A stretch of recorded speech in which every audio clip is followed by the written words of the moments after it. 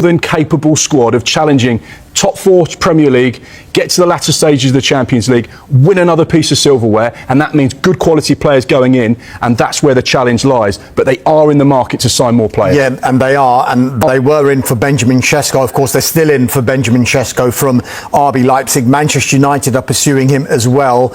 Over the week, the noises we're getting there is that Sesko might prefer a move to Old Trafford over St James's Park, but again, it's going to depend on the financials. Brentford forward Johan Wissa, he's another one. That one, you talk about Isak becoming a saga. This one is getting a bit unsavoury, isn't it?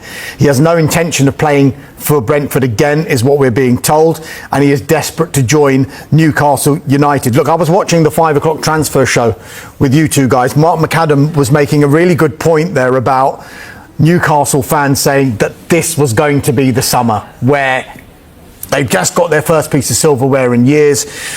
They're in the Champions League. They're going to go big in the transfer market. So, Michael, how frustrating is it for Newcastle United, for their fans, richest club in the world, and yet they can't actually physically go out and spend the money that they'd want to? Yeah, I mean, look, we know about these PSR constraints. I think the thing is in Newcastle from the takeover onwards is that they've jumped in the fast lane and it's been good. And recruitment-wise, they've got it pretty much bang on every time. Let's start with Kieran Trippier. He brought a bit of leadership to that squad and he's been a captain there for some time.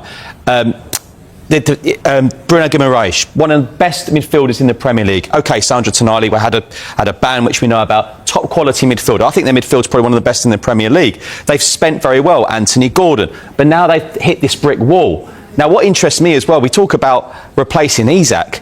I think in an ideal world, Eddie Howe would like Isak and someone, because we have got the new European format, the Champions League, the Europa League. These are relentless, non-stop games. And you saw clubs come up short last season because the fixtures were too much. That, I'm sure Eddie Howe wants to build on it with Isak, not without him. So it's a saga indeed. But you mentioned players there, and we mentioned Ollie Watkins at 5 o'clock about being a potential replacement. I'd imagine that would be in a saga in itself, because Aston Villa are ultra ambitious for next season as well. Yeah, do you know something?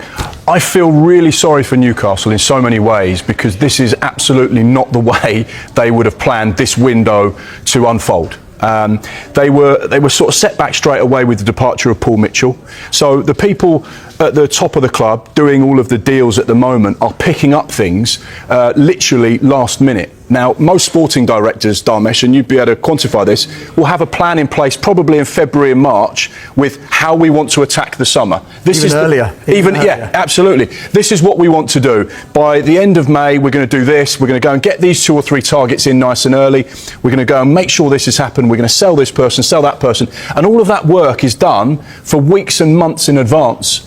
But at the end of May, middle of June, they were left without a sporting director. So they've got Eddie Howe, who's taken on the reins to try and help out as best he can. You've got Steve Nixon, who's been at the club a long time, and you've got Andy Howe.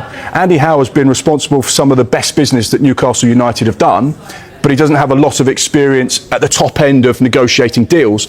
Although he's negotiated deals himself, he's sold players himself, he's scouted players himself and targeted them, he's trying to pick up the pieces of what's been going on. And I know a lot of players that they've targeted over the course of this summer, they've missed out on. Is that because they're going for the wrong players? No, they're competing with the top end teams to try and get the very best players. Is it their fault that they've gone and joined Real Madrid or Liverpool or Chelsea, or they've gone elsewhere for more money? No, Liverpool can offer bigger money. Manchester United can offer more money. So Newcastle have to just go, this is what we can afford, this is where we can go, this is what we need to do. So therefore they can only work to the budget that they've got in the position and the pecking order of the Premier League table and the financial table. So they're actually trying to do the best they can and just coming up against dead walls all the time. And that's where I feel frustrated for them. The structure is good there. They just need a little bit of luck. Do you think there's a possibility? There's 2 transfers I remember. Luka Modric, Spurs to Chelsea. Spurs said, you're never going there, right? Wasn't happy, but he stayed another year, joined Real Madrid. Harry Kane, Man City, not happening this summer, didn't happen, went to Bayern Munich. Do you envisage maybe Isak potentially staying 1 more season, then going a year later, Newcastle sort themselves out in terms of replacements? Or you think it's gone beyond that now? Well, ultimately, Eddie Isak is in Spain. The fans know what's going on. The fans know that he's asked to explore any potential opportunities to depart Newcastle United this summer. So there has got to be a lot of bridges built between him, the fan base, the management, his teammates, and he, to perform at his very best, has to be happy and comfortable in himself in this situation. So whilst at the minute he's a Newcastle United player, they're back from Asia on Monday, he's got to get his head on playing for Eddie Howe and training well and being ready on Monday to be a part of that squad, regardless of what happens with any potential offer from Liverpool if a second one was to come. Mark, a lot can change in a transfer window. We on this transfer show 3 weeks ago were talking about Newcastle United bidding for Hugo Ekitike. And the Newcastle fan base were getting very excited. It was dream scenario number one. Hugo Ekitike and Alexander Isak playing up front for Newcastle. Then when Liverpool came in, it was the second best scenario, whereby Alexander Isak will stay because we know Hugo Ekitike has gone to Liverpool. The worst case scenario they were talking about was Hugo Ekitike doesn't come and Alexander Isak still leaves. There is that possibility that can still happen, but by the same token, a lot can change in the remainder of this transfer window, can't it? If they can press play potentially on one of their prime targets, then the face of the transfer window changes again, doesn't it? One transfer, one phone call, one moment can completely transform the whole summer. The optics right now for Newcastle fans is this has been the worst summer in the history. And 3 months ago it was the best season ever. And that's how quickly things can change. We know that they're interested, as you've said, upon Benjamin Sesko. It's another player that is of interest. Difficult deal to get done, an expensive deal to get done. We know that they're interested in Yoane Wissa. One or two things just slotting into place and suddenly the whole situation can look completely different.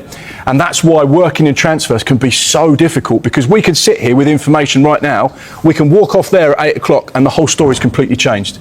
And you have to be almost you have to almost pre-plan, or what's the word? You have to guess what's going to happen next.